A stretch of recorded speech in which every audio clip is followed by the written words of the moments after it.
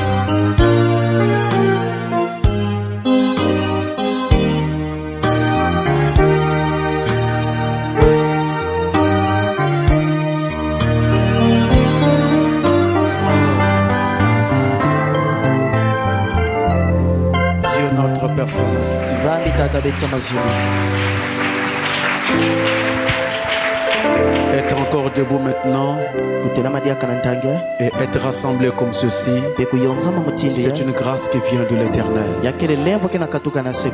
La Bible dit, beaucoup ont voulu voir ce jour, mais cette grâce ne leur a pas été accordée. Mais à nous, elle a été donnée.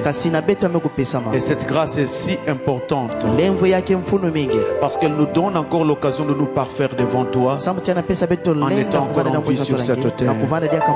Puisses-tu nous regarder tous au travers du sang de l'agneau, pardonner nos péchés et nous donner un moment particulier devant ta face. Et quand le culte aura pris fin, que chacun, Seigneur, puisse avoir une communion plus profonde avec son Dieu. Désormais, nous te soumettons toutes choses sous ton sang divin et prenons tout esprit sous contrôle au nom de Jésus-Christ. Amen.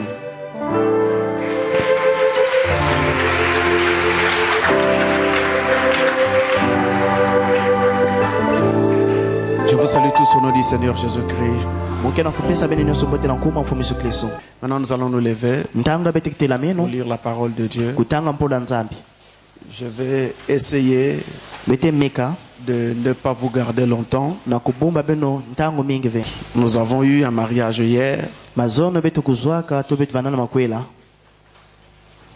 Alors avec la fête et tout, on n'est pas toujours très en forme. Je vais donc essayer de ne pas vous garder très longtemps. Nous allons ouvrir dans le livre des Hébreux. Hébreux chapitre 11. Nous allons du verset 24 au verset 26. Hébreux chapitre 11, verset 24 à 26. Nous lisons au nom du Seigneur Jésus-Christ. C'est par la foi que Moïse, devenu grand, refusa d'être appelé fils de la fille de Pharaon, aimant mieux être maltraité avec le peuple de Dieu que d'avoir pour un temps la jouissance du péché. Regardons l'opprobre de Christ comme une richesse plus grande que les trésors de l'Égypte, car il avait les yeux fixés sur la rémunération. Amen. Encore un mot de prière. Notre Père Céleste, notre désir, c'est de nous parfaire chaque jour devant toi. Tous les fils et toutes les filles de Dieu ont le désir de s'identifier à la parole, d'être identifiés à toi. Permets, Seigneur, qu'au travers de la parole aujourd'hui encore, ceci soit rendu possible, afin que chaque jour qui passe, nous puissions constater que nous nous rapprochons vraiment de toi. Regarde chacun au travers du sang et bénis ce moment au nom de Jésus-Christ. Amen. Merci pour vous asseoir. Toujours dans les attitudes chrétiennes, nous parlons aujourd'hui des attitudes à l'égard du péché. À l'égard du péché sera donc la partie que nous allons étudier aujourd'hui. Alors j'essaie d'être un peu basique. Je n'essaie pas d'aller trop loin, parce que j'estime que c'est vraiment important que nous puissions connaître de la meilleure façon possible les bases du christianisme que nous soutenons et professons. Nous avons commencé par parler de notre attitude ou de nos attitudes à l'égard de Dieu. Nous avons parlé de les attitudes que nous devons avoir devant ou à l'égard de Satan. Maintenant, nous voulons parler des attitudes à l'égard du péché. Alors vous verrez qu'au fur et à mesure que nous allons avancer dans cette étude, il y aura tellement de richesses que cela sera une grande bénédiction pour tous ceux vraiment qui veulent vivre une véritable vie chrétienne. Vous saurez quoi faire devant chaque situation qui se tiendra devant vous. Vous pourrez répondre chaque fois à la question: qu'est-ce que Dieu aurait voulu que je fasse dans pareil cas ou dans pareille situation? Ne perdez pas ces choses de vue. Alors, comme disait Frère Branham, lorsque nous enseignons, nous n'essayons pas de cribler quelqu'un, nous n'essayons pas d'attaquer quelqu'un ou d'attaquer une église, mais nous essayons vraiment d'aider les enfants de Dieu. J'ai constaté par exemple que l'enseignement que nous avons donné sur comment naît une église est en train de faire des vagues autour du monde. Et je ne sais pas depuis combien de temps cet enseignement a été donné. C'était en quelle année? 2000 quoi? 2014 quoi? Alors vers le début de l'année. Mais jusqu'aujourd'hui, je reçois des lettres autour du monde venant sur cet enseignement. Il y a à peine quelques jours, j'en ai encore reçu tout un rapport. Donc les gens ont été profondément touchés par cet enseignement et ont été profondément bénis. Et ça, c'est autour du monde, je vous dis. Ça me vient d'Europe, ça me vient d'Amérique, ça me vient d'autres pays d'Afrique. Cet enseignement-là. Je me rappelle, il y a un pasteur qui est au Rwanda. C'est un ami que j'aime bien. Mais je l'ai connu par cet enseignement-là. Il dit qu'il était vraiment au bord des larmes, il ne savait pas quoi faire. Et c'est quand il était en train de prier pour chercher à savoir qu'est-ce qu'il devait faire. Et le Seigneur l'a conduit donc sur Internet. Et il cherchait comme ça dans le vide. Quand il va s'arrêter sur cet enseignement. Il dit, bon, je vais essayer de suivre ça. Quand il clique, alors ce qu'il découvre, c'est ça qui a transformé sa vie, a révolutionné, on va dire, son ministère, et a fait naître même une église là-bas, là où il est, au Rwanda.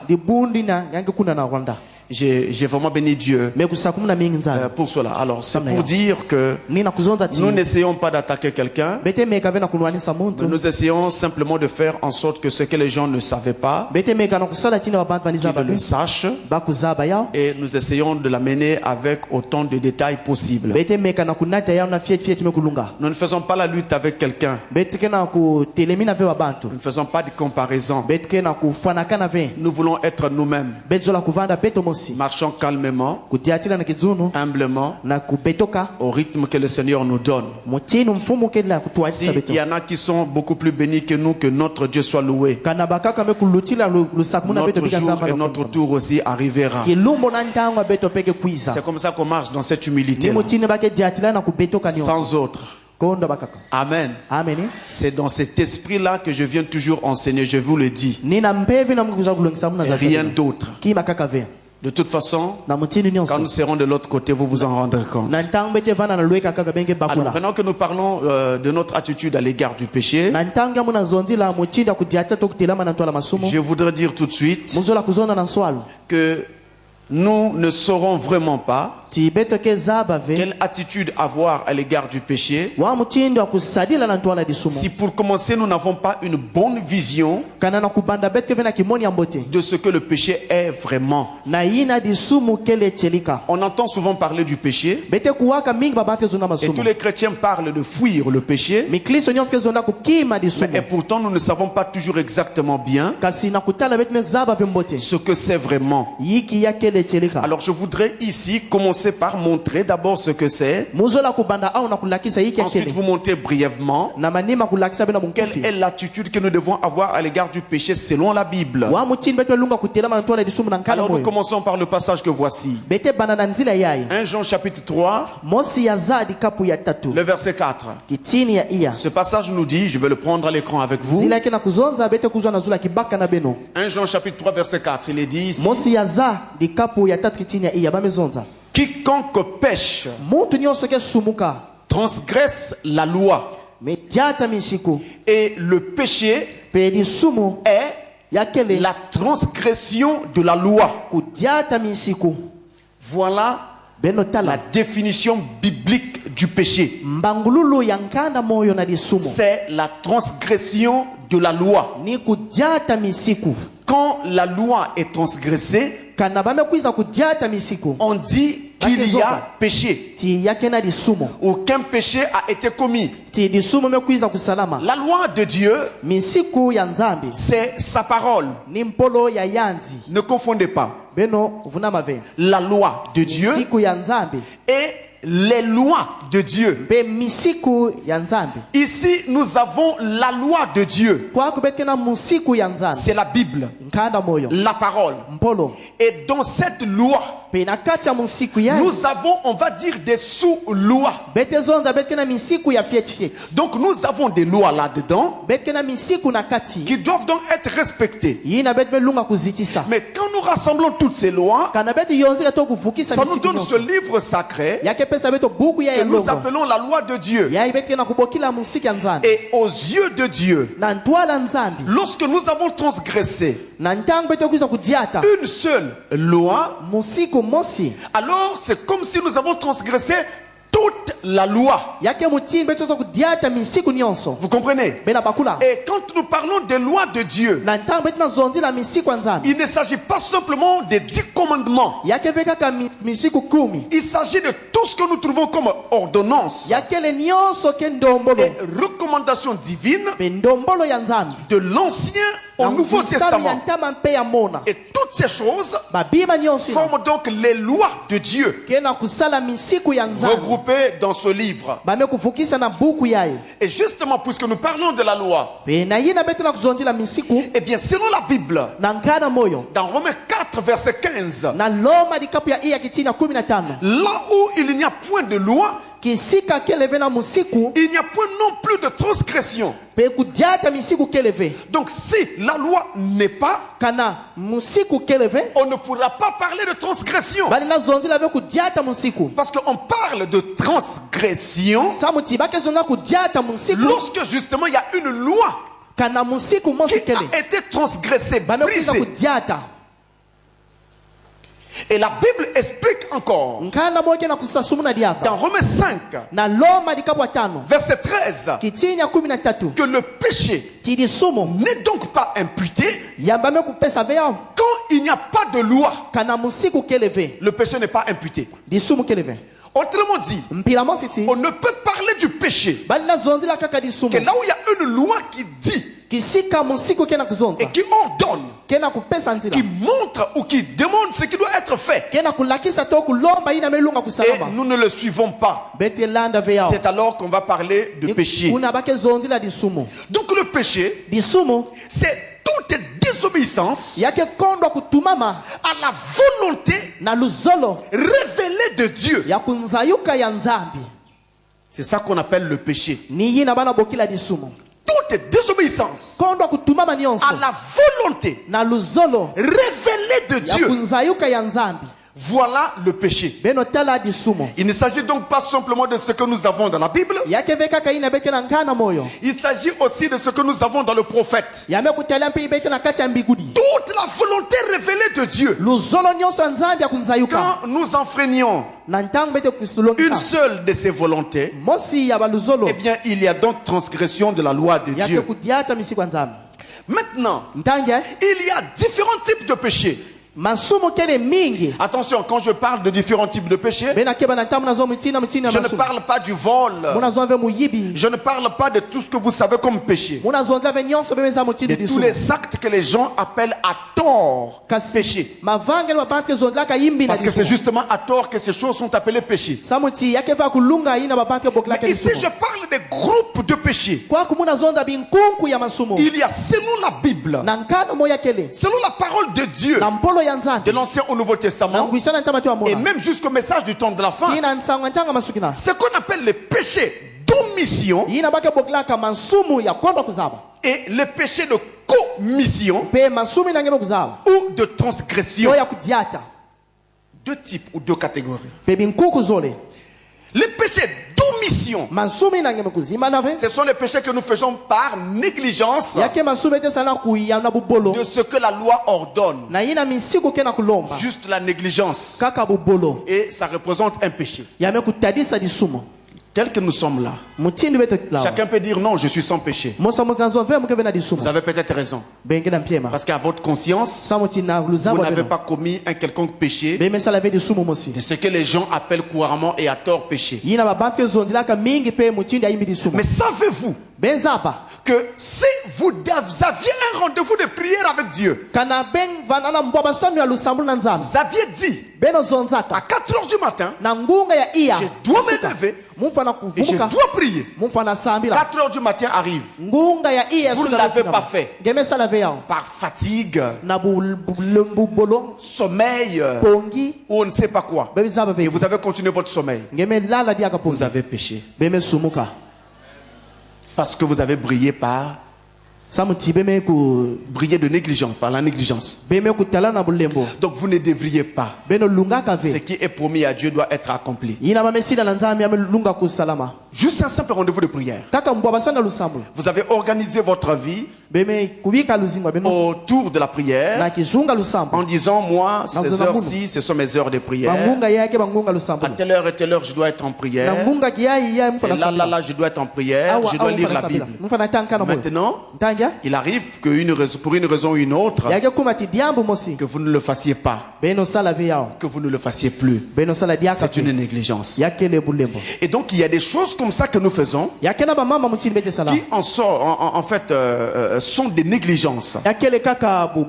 Et tout ce que nous faisons qui est mal devant Dieu, mais qui vient d'une négligence, ça s'appelle un péché d'omission. En d'autres termes, vous avez oublié de faire.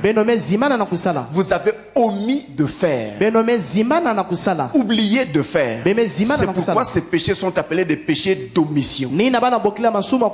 Voyez-vous, la personne ou l'individu ne le fait pas vraiment, en tout cas sciemment. Mais il arrive que par négligence, par oubli, eh bien l'acte ou la chose soit faite. Ça, c'est un péché d'omission. Maintenant, il y a des péchés, des fautes, de commission. On appelle encore ces genres de choses des fautes de transgression ou péché de transgression. Donc on peut utiliser le terme commission ou transgression. Et là, il s'agit de faire une action ou de commettre une action interdite par la loi. Mais cette fois-ci, ce n'est pas par négligence. Vous avez peut-être été obligé par une condition, une situation, et vous avez commis cet acte. C'est un péché de transgression. Et le prophète va nous dire ceci. Suivez-moi très bien. Dans la prédication, la puissance de la décision, le paragraphe 1. Puissance de la décision prêchée le 7 octobre 55. Le 7 octobre 55, paragraphe 1. Il dit, il est entrant, il a commencé par une chanson. Après il prie. Je sors donc, je vais à la prière. Il dit, notre Père Céleste, nous te remercions ce soir pour l'amour de Dieu qui a été répandu dans nos cœurs par le Saint-Esprit. Comment Jésus est venu sur la terre. Il est mort pour les pécheurs. Il est ressuscité le 3e jour selon les Écritures et est assis à la droite de sa majesté divine ce soir. Faisons pour toujours, vivons pour intercéder sur base de notre confession. Et ce soir, c'était un soir quand il prêchait ça, nous confessons tous nos péchés, nos offenses, le péché de transgression, le péché d'omission, tout ce que nous pouvons avoir dit ou pensé qui n'a pas été agréable aux yeux de notre Père Céleste. Nous venons humblement maintenant devant le Seigneur Jésus, demander que son sang expie nos péchés. Nous n'avions pas fait cela intentionnellement, Seigneur. Pardonne-nous. Tu connais nos cœurs. Amen. Amen. Alors, notez qu'il dit, nous n'avons pas fait cela intentionnellement, Seigneur. Ces derniers mots de Frère Branham nous démarquent des péchés d'omission et de transgression dont nous venons de parler, et qu'il a lui-même évoqué dans sa prière. Il a parlé des péchés d'omission commis par les enfants de Dieu, des péchés de transgression commis par les enfants de Dieu, mais il ajoute quand même que cela n'a pas été fait intentionnellement. Oui, parce que si cela est fait intentionnellement, alors ce péché cesse d'être un péché d'omission, il cesse d'être un péché de transgression. Il est appelé dans la Bible une iniquité. Une iniquité est un péché intentionnel. C'est-à-dire, vous savez ce qui est juste, mais vous ne le faites quand même pas. C'est ça l'iniquité. Et ça, c'est plus grave encore même. Parce que là, c'est là où Jésus dit, plusieurs viendront à moi ce jour-là, disant, n'avons-nous pas fait des miracles en ton nom? N'avons-nous pas chassé les démons en ton nom? Je leur dirai, retirez-vous de moi, ouvriers d'iniquité. Parce qu'il péchait intentionnellement. Donc il peut arriver que nous péchions par omission ou par transgression sans que cela ne soit une iniquité. Tout comme il peut arriver que nous péchions intentionnellement et alors ça va être appelé une iniquité. Le prophète va nous dire encore ici dans la prédication, le lieu d'adoration, le lieu d'adoration prêché le 20 février 1965. Il dit, le paragraphe 22, maintenant l'une de ces lois a été dévoilée au monde. Au mont Sinaï, Dieu a donné la loi à Moïse et à Israël. Non pas que la loi ait pu les aider, mais la loi leur montrait seulement qu'ils étaient des pécheurs. Avant ça, ils ne savaient pas que c'était ce que c'était que le péché. Avant d'avoir une loi. Vous voyez, il confirme ce que nous avons dit dans Romains 4 et 5. Il n'y a pas de péché s'il n'y a pas de loi. Il ne peut pas y avoir de loi sans sanction. Une loi sans sanction n'est pas une loi. Ainsi donc, transgresser la loi, c'est le péché. Et le salaire du péché, c'est la mort.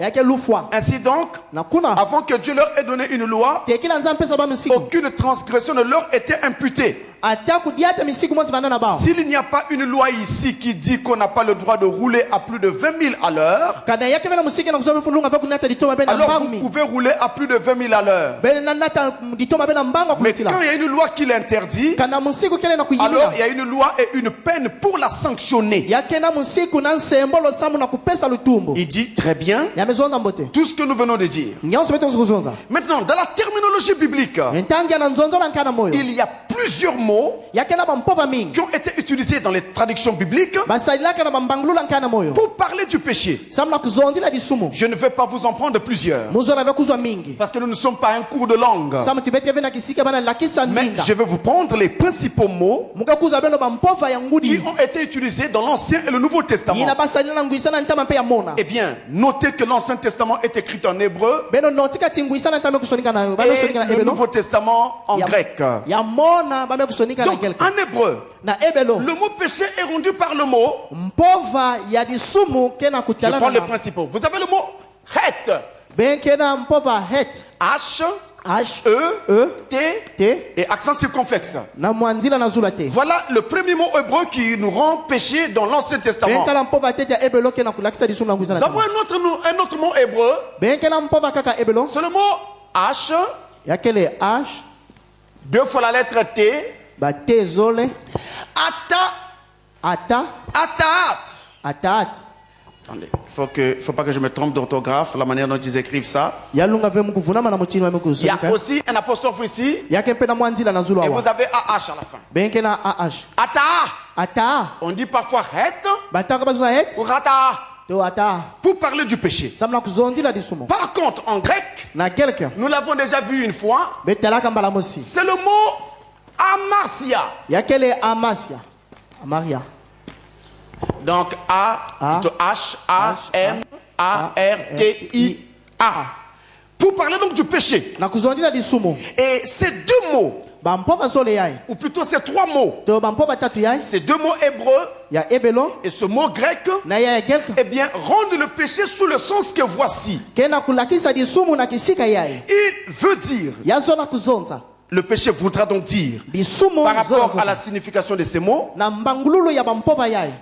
manquement de but. Je répète, un manquement de but. Ou une déviation d'une cible.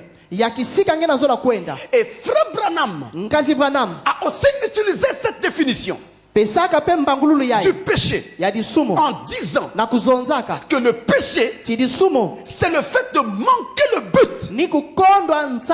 Je ne sais pas si quelques-uns ont déjà lu cela dans le message, mais le prophète le dit. Péché signifie manquer le but. Mais ça vient donc de ces mots hébreux et grecs. Et il y en a beaucoup d'autres. Je vous en fais grâce. Les principaux, ce sont ceux-ci. Et le prophète va nous le dire. Suivez bien. Suivez bien. Je le prends ici dans la prédication. De qui tout est d'or? La clé pour la porte. Prêché le 7 octobre 62. Brochure anglaise du logiciel La Table de la Voix de Dieu. Je précise ça parce que il y a plusieurs sources comme ça. Alors selon les sources, le paragraphe peut changer. Et je précise ça pour les étudiants de la parole, afin que quand vous fouillerez chez vous, vous n'ayez pas à dire non, le pasteur ne nous a pas donné le bon paragraphe. Paragraphe 94. Vous pouvez aller jusqu'au paragraphe 96. Et je tiens à dire que je donne toutes ces précisions parce que pour moi ces choses doivent être étudiées quand vous rentrez à la maison. Et c'est comme ça qu'on doit continuer à étudier la parole. Et la parole alors va s'incruster à nos vies. Alors écoutez ça. La clé pour la porte. Paragraphe 94 à 96 en anglais. Il nous dit ceci. Il prend d'abord un passage de la Bible et il va partir de là. Hebrews, the 12th chapter. Hébreux, le 12e chapitre. Says, dit, seeing that we're compassed about with such a great cloud of witnesses, considérant que nous sommes entourés d'une si grande nuée de témoins,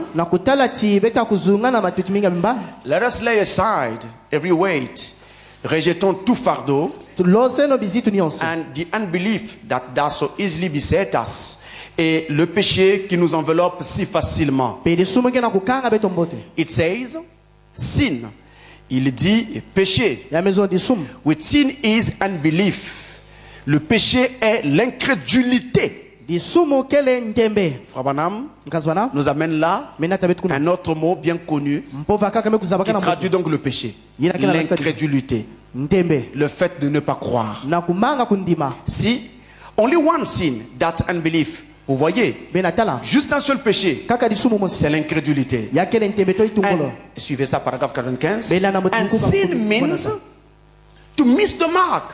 Et le péché signifie manquer le but.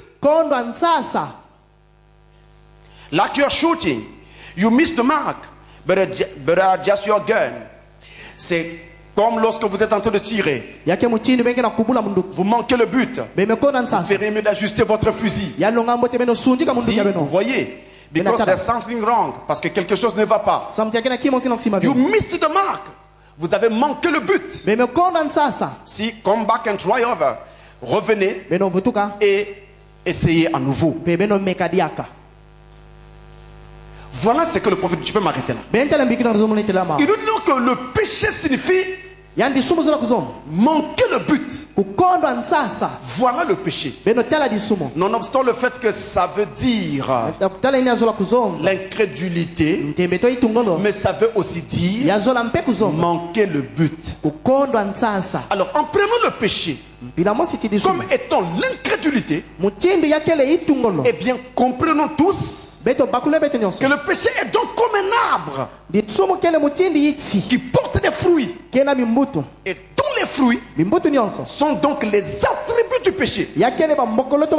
Ainsi, quand on parle de cet arbre appelé péché, de cet arbre appelé incrédulité, eh bien ces fruits, c'est donc le vol, les injures et tout ce que nous savons.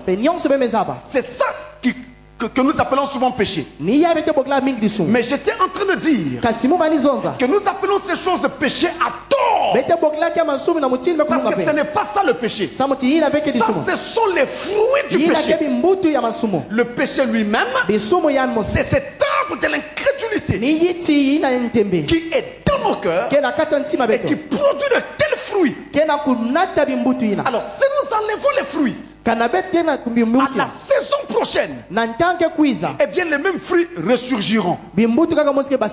C'est la raison pour laquelle beaucoup d'enfants de Dieu parlent de nouvelle naissance, mais n'y parviennent pas parce qu'ils essayent d'arrêter de pécher. Ils essayent d'arrêter de commettre tel et tel acte. Mais l'arbre qui produit ces fruits-là est encore dans leur cœur. La chose donc à faire, c'est de déraciner complètement cet arbre. Lorsque cet arbre est déraciné, ses fruits n'apparaîtront plus jamais. Et même si un jour il arrivait qu'un fruit de ce genre apparaissait dans votre vie, vous verrez que vous le regretterez et vous le mettrez rapidement en ordre, parce que ce n'est plus votre vie. Voilà la nouvelle naissance. La nouvelle naissance, ou si vous voulez, si un pasteur fait amener une église à la nouvelle naissance, qu'est-ce qu'il doit faire? Il doit déraciner l'arbre du péché de la vie des enfants de Dieu, et le péché prendra fin dans leur vie.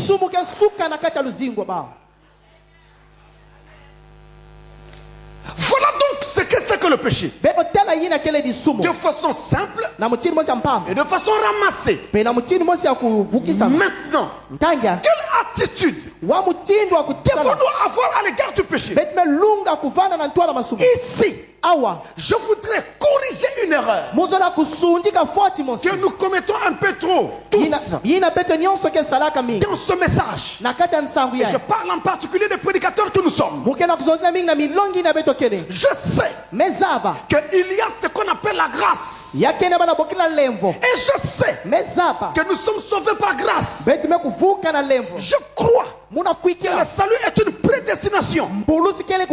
Et d'ailleurs, je suis moi-même un fervent défenseur de la prédestination. Et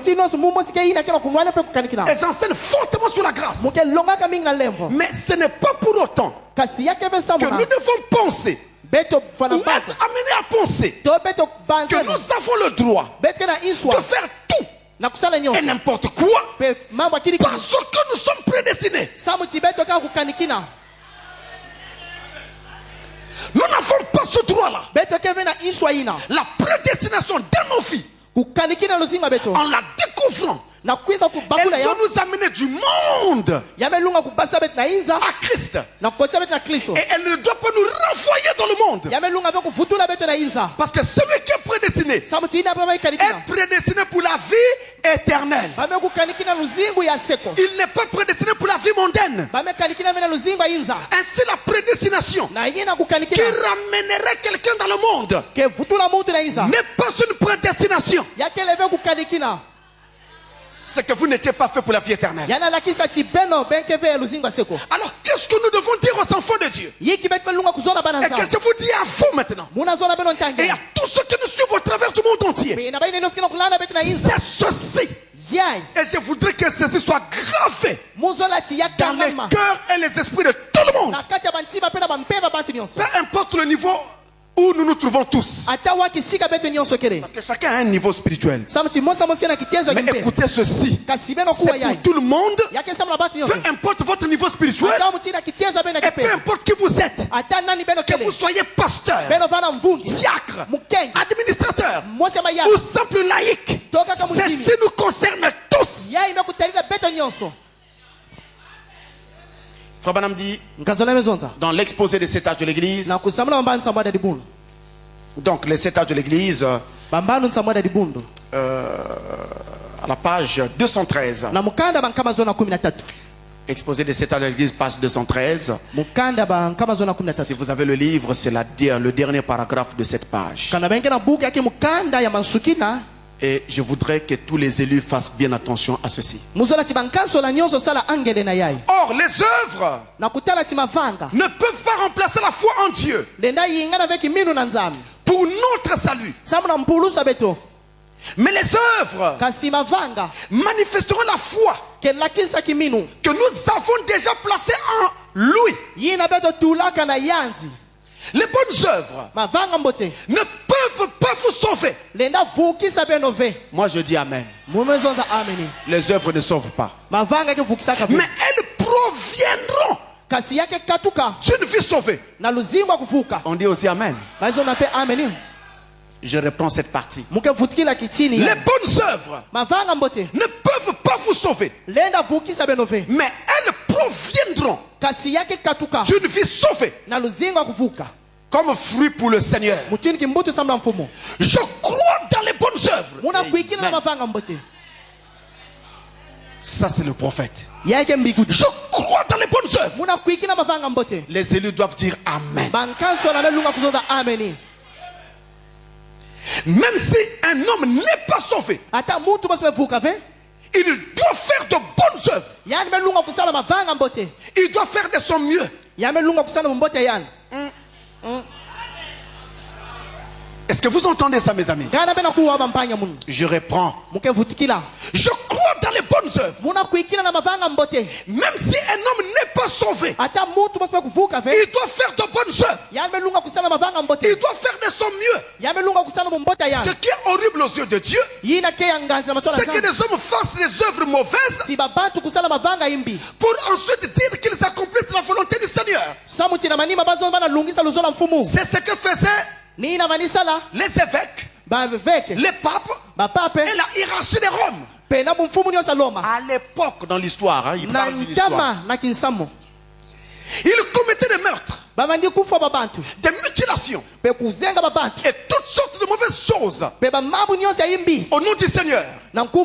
Ils vivaient des vies tout à fait à l'opposé de ce qu'enseigne la parole. Dans ce mauvais jour, en ces temps-là, les vrais croyants brillaient comme une lampe dans un lieu obscur, en faisant constamment le bien.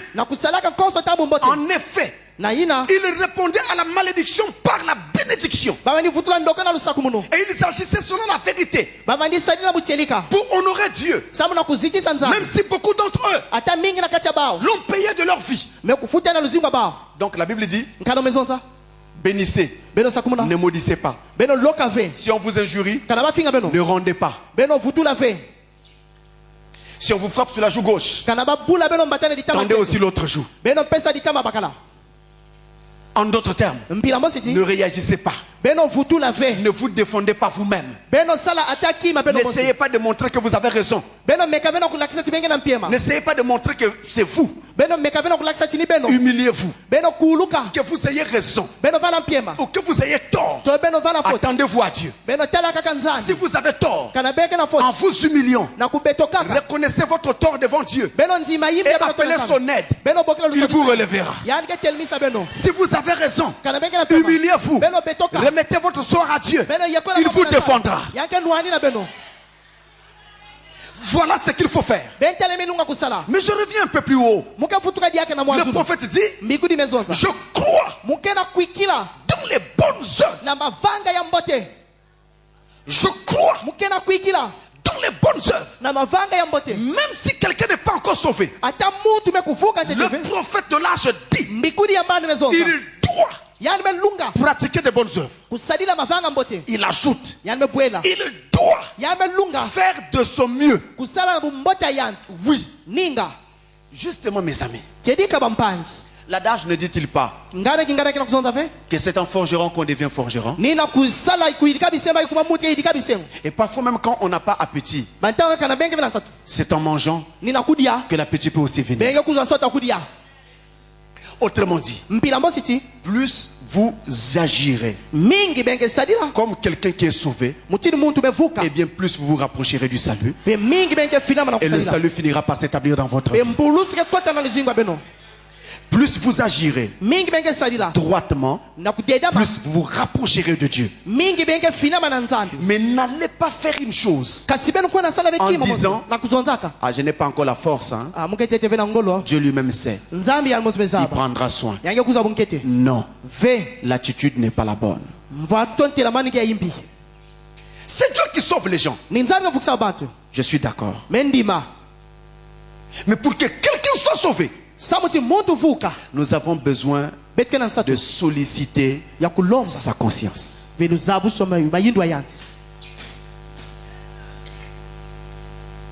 On peut me mettre Matthieu 13, verset 15 à l'écran. Matthieu 13, verset 15. Je parle sérieusement, suivez-moi très bien. Regardez. Car le cœur de ce peuple est devenu insensible. Ils ont endurci leurs oreilles. Et ils ont fermé leurs yeux. De peur qu'ils ne voient de leurs yeux, qu'ils n'entendent de leurs oreilles, qu'ils ne comprennent de leur cœur,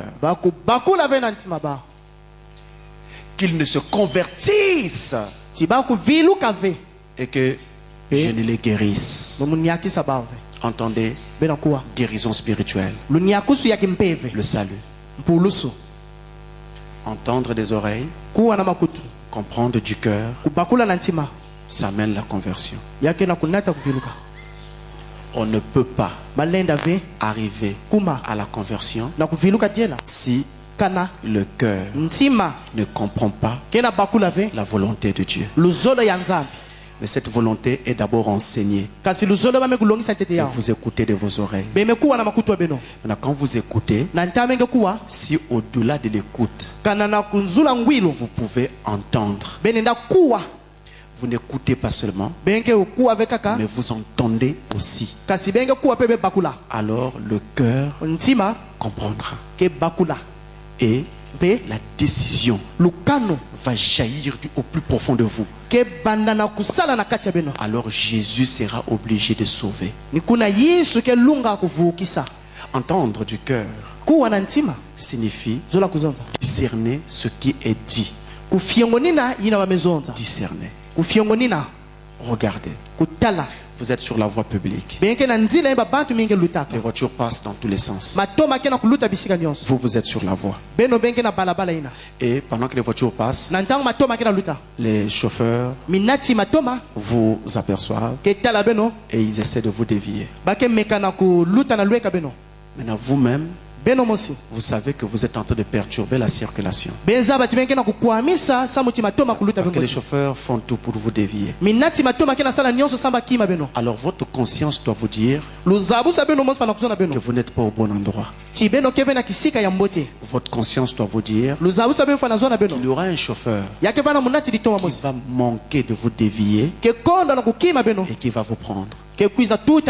Vous pourrez finir à l'hôpital. Et pire, vous pouvez finir au tombeau. Et donc ainsi la conscience doit dire, je dois encore vivre. Laisse-moi quitter cet endroit avant que je ne sois écrasé. Nous sommes en train d'aller au ciel. Sauf si vous n'y croyez pas. Le péché, c'est déjà l'incrédulité. Mais si vous y croyez, alors la conscience doit travailler sur la base de tout ce que votre vie manifeste encore. Tu peux fumer, tu peux boire, tu peux faire tout. Personne ne te voit, aucun diacre ne te voit, mais il y a un Dieu qui te voit. Et au-delà du fait que Dieu te voit, le principal problème, c'est qu'en fait tu es en train de te maudire toi-même. Tu es en train de bloquer toi-même ta progression avec Dieu. C'est ça le principal problème. Voilà pourquoi nous avons besoin de votre conscience pour que un mécanisme se produise qui amènera alors inévitablement la conversion, le salut véritable. Voilà la première attitude à avoir vis-à-vis du péché. Il faut produire des bonnes œuvres même quand on n'est pas encore sauvé. Pasteur, il me manque encore la force de faire ceci. Comment en auras-tu la force? Puisque tu confesses la faiblesse. Ce que vous confessez, c'est ce que vous serez. C'est ce que vous serez. Or, ce que vous voulez atteindre, vous devez dire, je crois que je suis déjà là. Même si maintenant il y a des petites difficultés, je crois que je vais déjà arriver. Parce que ce que vous confessez va gouverner votre vie. C'est ça le problème. Et c'est là où il y a vraiment le drame. Première attitude à l'égard du péché. Produire des bonnes œuvres. Ne pas confesser ses faiblesses, mais confesser le contraire de ses faiblesses. Et Dieu vous donnera la force. Confessez le contraire. Ne confessez pas vos faiblesses. C'est ce que Satan veut entendre. Parce que Satan, en vous entendant confesser vos faiblesses, vous maintiendrez dans vos faiblesses. Hébreux 12. Écoutez cette attitude encore à avoir. Hébreux 12 verset 1. Nous avons lu ça tout à l'heure en anglais. Je le lis dans la Bible en français. Hébreux 12 verset 1. Nous donc aussi, puisque nous sommes environnés d'une si grande nuée de témoins, rejetons tout fardeau et le péché qui nous enveloppe si facilement et courons avec persévérance dans la carrière qui nous est ouverte.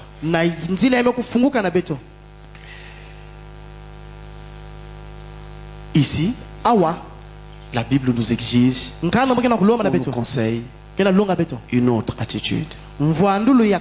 C'est de rejeter tout fardeau. De rejeter tout fardeau. Et la Bible dit, le péché nous enveloppe très facilement. Autrement dit, la séduction est partout. Partout. Si vous mettez le pied dans un bus, la séduction est présente. Vous mettez le pied hors de votre maison, dès que votre pied sort de la parcelle, la séduction passe devant vous. Vous le savez. Vous rentrez dans un magasin, la séduction s'y trouve.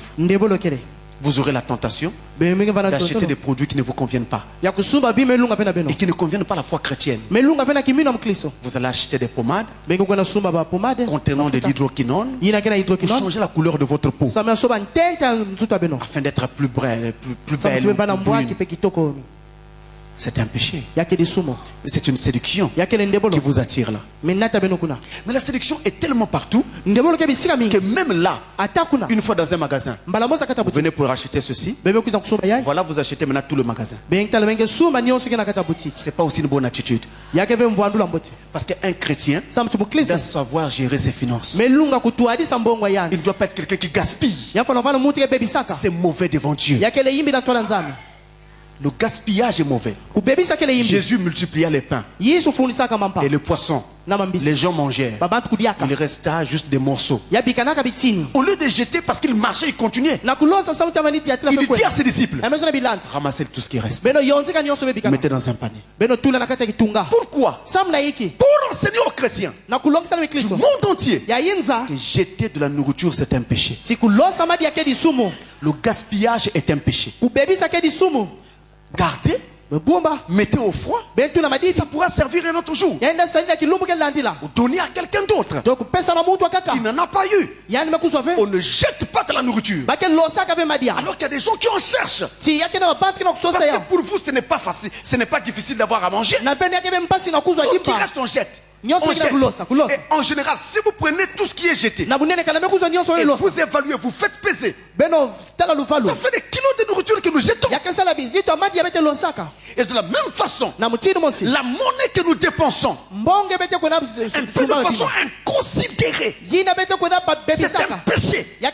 Ainsi, la séduction est là même quand vous rentrez dans le magasin. Mais dans un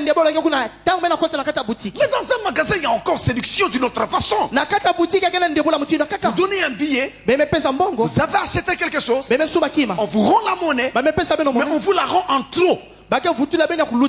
Donc le vendeur s'est trompé. Vous constatez qu'on vous a vendu la monnaie en trop. Et voilà le chrétien qui pense que c'est Dieu qui est en train de penser à lui. Il empoche l'argent et il disparaît à la 4e vitesse. Il change même de rue de peur qu'on l'aperçoive. Non. Un chrétien né de nouveau doit dire au vendeur, pardon, vous m'avez rendu une monnaie en trop, regardez. Il doit rendre ce qui reste. J'ai entendu le témoignage d'un frère, que Dieu bénisse son âme. Il travaille dans une entreprise en comptabilité. Et c'est lui qui fait toutes les courses de son entreprise. Toutes les courses. Alors un jour, il arrive à la banque avec l'argent de l'entreprise. Et le patron et la banque, tout le monde s'était trompé. Il y avait beaucoup de millions en trop. Le chauffeur qui le conduisait dit, oh, on fait passer ça. Ils ne sauront pas. Ils savent qu'on doit déposer tant. Le trou là, ils ne connaissent pas. Faisons passer ça. Il dit au chauffeur, non, je m'en vais voir le patron. Je dois lui rendre ce qui reste. Et il est allé. Il a pris l'argent. Patron, quand tu nous envoyais avec de l'argent, voilà. Les millions qui en trop sont là. Les millions en trop, il a rendu. C'était un blanc. Hein. Il est resté un moment tranquille. Il regarde le frère. Il ne comprenait pas. Alors il ne savait pas qu'en Afrique on pouvait encore trouver des gens comme ça. Qu'est-ce que vous pensez? Que l'Africain n'est que corrompu? Mais d'ailleurs la corruption était un mot occidental. C'est pas l'Africain qui a inventé le mot corruption. Ça veut donc dire que la corruption vient de là où le mot a été inventé.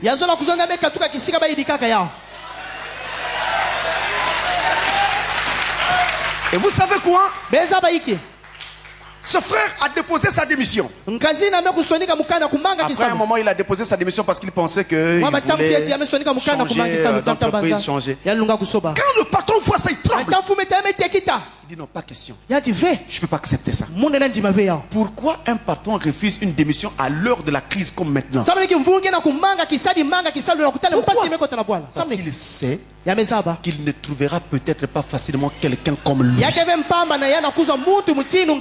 Frère, des millions non comptabilisés, ça y est entre tes mains, et tu viens rendre. Mais c'est ça que doit faire un bon chrétien. Vous voyez donc que la séduction est partout. C'est pourquoi la Bible dit que le péché nous enveloppe si facilement. On peut pécher facilement par omission. Et ainsi de suite. Attitude à avoir, rejetons tout fardeau. Parce que notez mes frères, je reviens sur l'exemple de ce frère. C'est un frère de cette église en plus. Et c'est un honneur pour moi et pour le message. Pour revenir sur l'exemple de ce frère, s'il avait pris cet argent et avait fait passer, eh bien, il allait arranger sa vie et faire tout ce qu'il voulait faire. Mais cette affaire-là n'allait jamais quitter sa conscience. Même si des années s'écoulaient, Dieu allait être à ses trousses jusqu'à ce qu'il mette cette affaire en ordre. C'est-à-dire même s'il quittait cette entreprise, il serait condamné plus tard à aller voir le même patron pour dire ce qu'il avait fait. Et à cette occasion-là, ça allait dépendre de l'humeur du patron, de la patronne, pour le relaxer, le jeter en prison. Mais le plus grand danger, c'est le fait que Dieu allait être à ses trousses pour cette affaire. La meilleure action, c'est celle qu'il a faite.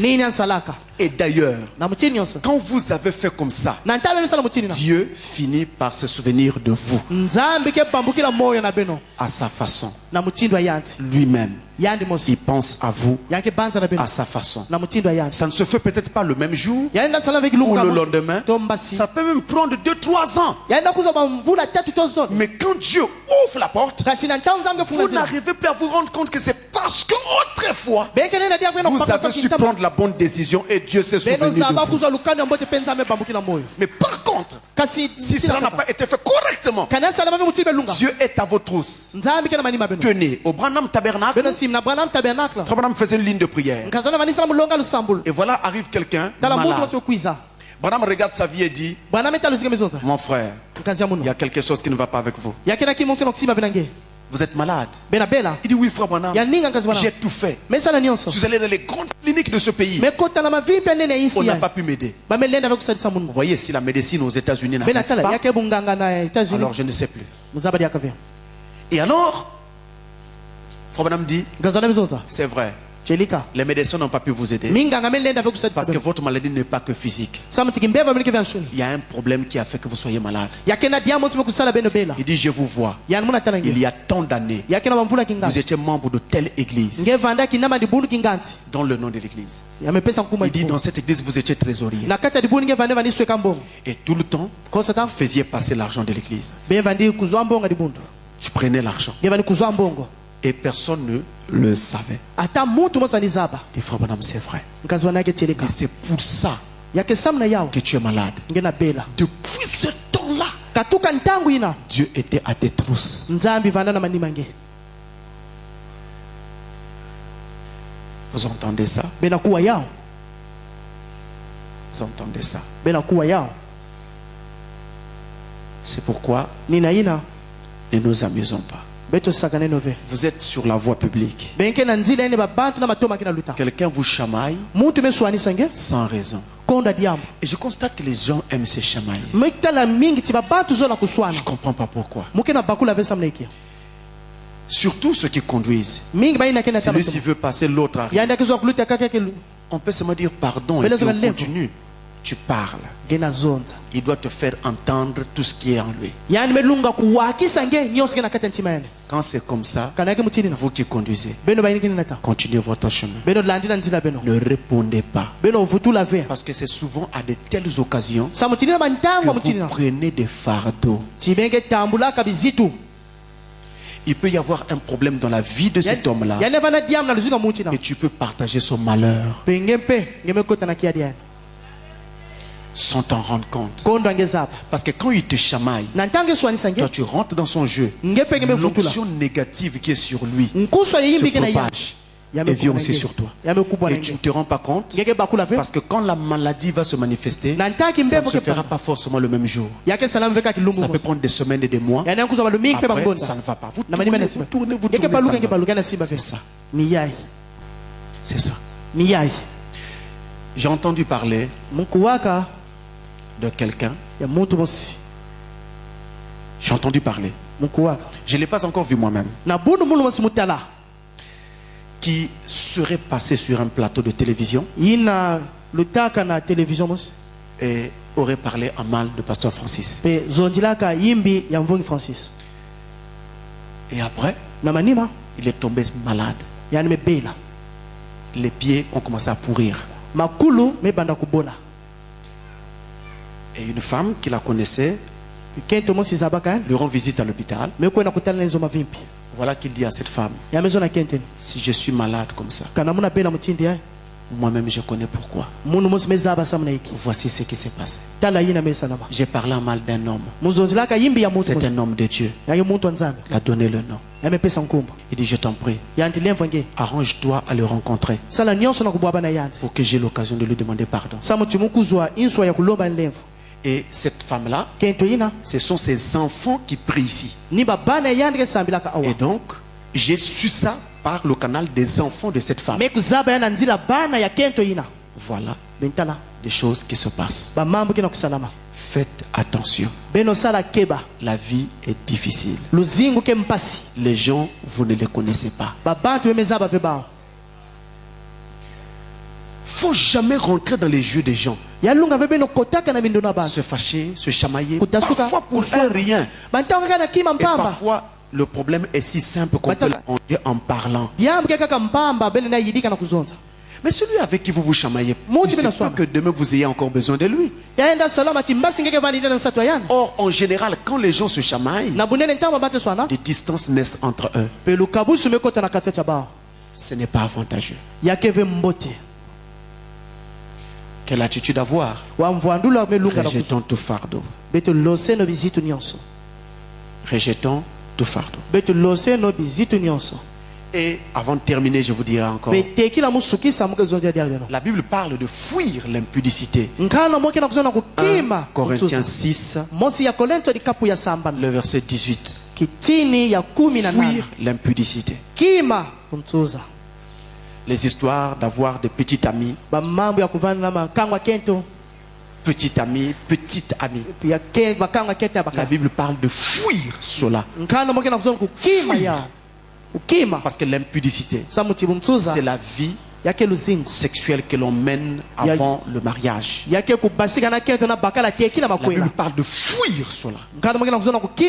Voilà une autre attitude. Dans 2 Timothée 2, le verset 22 jusqu'au verset 23, la Bible enfonce les clous et amène cette chose plus loin. En généralisant et en disant: fuyez les passions de la jeunesse. Oui, jeunes gens. Il y a donc des passions qui vous guettent et que vous devez fuir. Fuir. Voilà l'attitude à avoir.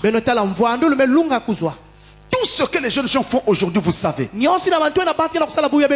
vous ne suivez pas le train de cette jeunesse d'aujourd'hui, si vous êtes jeune, chrétien, et vous ne les suivez pas, on dira que vous êtes démodé. Vous n'êtes pas à la mode. Mais un jeune frère, une jeune soeur n'a pas besoin d'être à la mode. Il a besoin d'être à la hauteur de la parole de Dieu. Je voudrais que la jeunesse dise Amen. Et la Bible d'ajouter dans 2 Timothée 2 et au verset 19, il dit: éloignez-vous de l'iniquité. Éloignez-vous de l'iniquité. L'iniquité. Éloignez-vous. Parce que tout ce qui appartient à Dieu s'éloigne de l'iniquité. On peut me mettre ce passage à l'écran. Regardez ce passage. Je suis en train de terminer. Écoutez ça. Néanmoins, le solide fondement de Dieu reste debout, avec ces paroles qui lui servent de sceau. Le Seigneur connaît ceux qui lui appartiennent, et quiconque prononce le nom du Seigneur, qu'il s'éloigne de l'iniquité. On dit Amen. Avant de terminer, je voudrais parler un peu au couple. Écoutez ça. Surtout dans les couples. Ephésiens 4. Le verset 26. Écoutez l'attitude que nous sommes censés installer dans nos maisons quand le péché veut faire irruption. Écoutez ça, Ephésiens 4, 26. Si vous vous mettez en colère, ne péchez point, que le soleil ne se couche pas sur votre colère. Après cette lecture, les pères et les mères sont conscients. Combien de fois il arrive dans nos familles, dans les couples, des mésententes, des différends, Et l'homme et la femme ne se parlent plus. Et ils ne se parlent plus pendant plusieurs jours. C'est invraisemblable. Dans la même maison, sur le même lit, ils ne se parlent plus. Celui-ci passe, l'autre passe.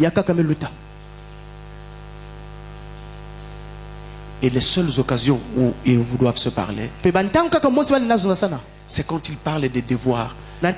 J'amène les enfants à l'école. Je vais prendre un tel. C'est tout. Mais la colère est installée. Ils dorment chacun de son côté. Parfois même la femme quitte la chambre. Va dormir au salon sur le canapé. Ou c'est l'homme qui fait cela. Ou l'un va dormir dans la chambre des enfants. Parce qu'ils sont en colère. Et pour eux, je vais lui faire sentir ma colère. La Bible dit, ce n'est pas ça l'attitude. Que le soleil ne se couche pas sur votre colère. C'est ça l'attitude à avoir. Autrement dit, que le jour ne s'achève pas, que vous ayez tout mis en ordre. C'est l'attitude que Dieu demande. Je répète, la vie est difficile. Nous avons besoin de profiter de chaque moment que la vie nous donne, que la vie nous offre. Et pour cela, il faut éviter la colère, la haine, la nervosité. Même les médecins vous diront que ce n'est pas bon pour votre santé. Ça tend les nerfs. Ça va vous donner des problèmes avec la tension artérielle. Ça va amener des stress. Ça peut provoquer des maladies cardiovasculaires. Ça peut provoquer beaucoup de dérèglements. Sans compter le fait que à cause de cette zizanie installée dans le foyer, William Branham dit une division est née. Alors Satan le voyant, il entre aisément dans ce foyer et enfin un terrain d'expérience. Son terrain d'expérience. Alors qu'est-ce qu'il fait? Il rend tel enfant malade. Il finit, il prend l'autre. Finit, il prend l'autre. Finit, il prend la maman. Finit, il prend le père. Après, il recommence. Est-ce qu'on a vraiment besoin de ça? Tout l'argent qu'on gaspille dans les hôpitaux pouvait être évité si on prenait seulement cette attitude d'Éphésiens 4, 26. Si seulement on prenait cette attitude. Est-ce que vous pensez, dites-moi, que le problème qui est né nécessite de tels éclats? Non, je ne pense pas. Profitons de chaque moment de la vie. Et la seule façon de profiter de la vie, ne vivez pas sur la corde raide. Ne vivez pas ainsi. Ne vivez pas comme si vraiment cette corde pouvait se casser à n'importe quel moment. Non. Pardonnons. Supportons. Et profitons ainsi de la vie. C'est dur, mes frères. Voilà l'attitude que Dieu recommande dans nos maisons. Et c'est la même chose à l'égard des enfants. Il arrive que des enfants échouent aux examens une fois, deux fois, trois fois, plusieurs fois.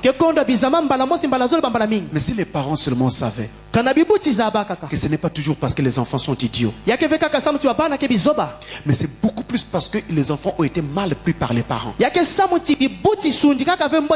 Un enfant qui échoue à un examen, beaucoup de choses peuvent contribuer à cela. Ne serait-ce que la correction des copies. On corrige les copies d'un examen. Chaque correcteur a toute une pile devant lui. Ils savent même combien de copies on leur donne par jour. Là où l'enfant n'a pas encadré une réponse, il n'a pas le temps de chercher à savoir qu'est-ce qu'il a voulu qu'il part. À la fin, il tend sa main, on lui pèse le perdième du jour. Et on ne vérifie pas si la copie était bien ou mal corrigée. L'écriture de votre enfant peut lui faire manquer un examen. La précipitation, trop sûr de lui, il peut rater un examen. Ou alors la paresse parce qu'il n'étudiait pas. Mais maintenant, quand l'échec est arrivé, comment le papa ou la maman fait? Lorsque vous rabrouez cet enfant, vous l'insultez, vous le poussez dans tous les sens, vous êtes en train de l'enfoncer davantage. Vous détruisez l'atmosphère dans la maison. Déjà que l'atmosphère est triste parce que l'enfant a échoué. Ce n'est pas ça l'attitude qu'il fallait avoir. Il faut dire à l'enfant, ça n'a pas marché ce coup-ci, ce n'est pas grave. Le coup prochain ça marchera. Dites à l'enfant que vous croyez en lui. Dites à l'enfant qu'il peut. Il est capable. Mais alors les parents font quoi? Ils se fâchent. Tape sur la table. Cet enfant-là, plus ceci, plus cela, fâché à mort. Est-ce que votre colère va ramener l'examen? Il faut simplement prendre la chose autrement. Ce que l'on vous dit que vous êtes, c'est ce que vous finissez par être.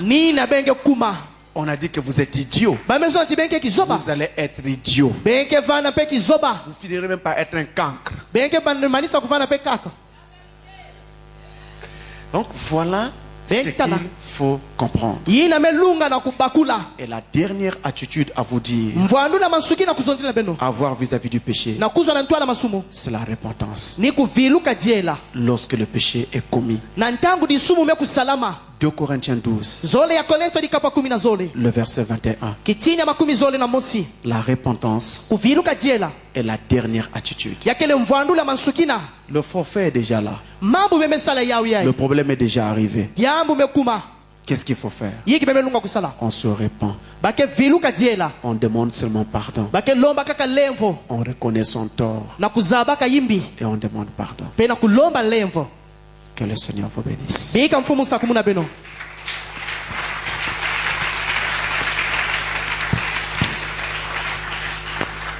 Ma foi regarde à toi, toi agneau du Calvaire. Sauve divin,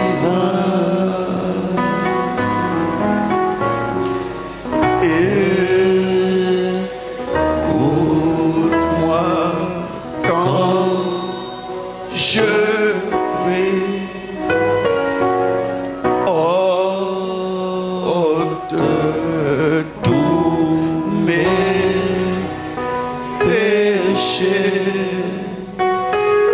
Oh, laisse-moi dès ce jour être à toi.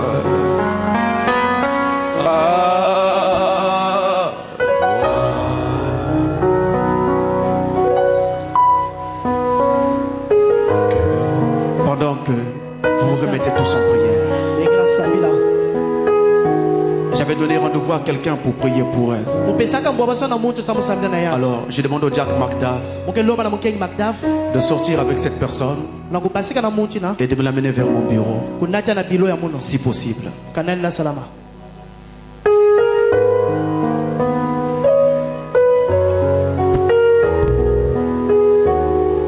Que chacun se remette en prière.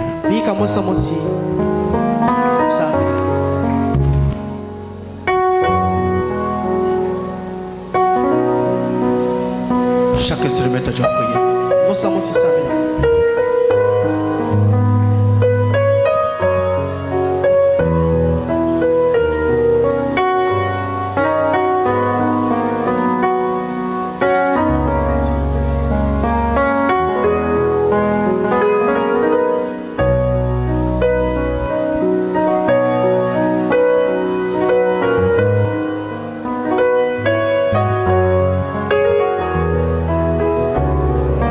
Jésus-Christ notre Seigneur.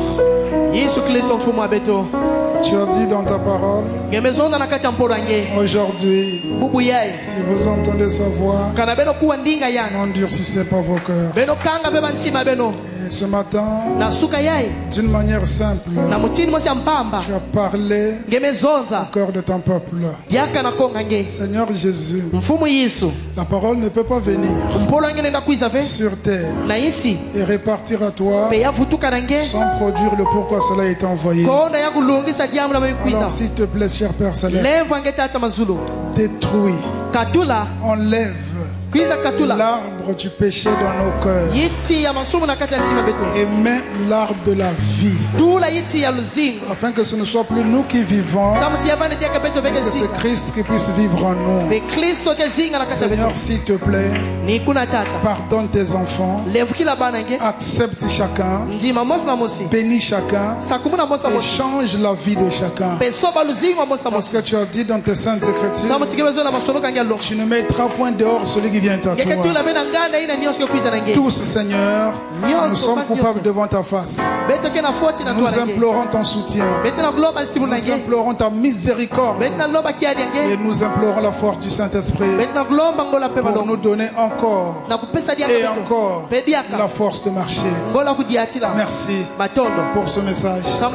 Soutiens le vase par lequel tu nous as parlé. Soutiens chaque membre de cette église et bénis cette parole dans nos cœurs. C'est au nom de Jésus-Christ que nous avons prié ainsi. Amen.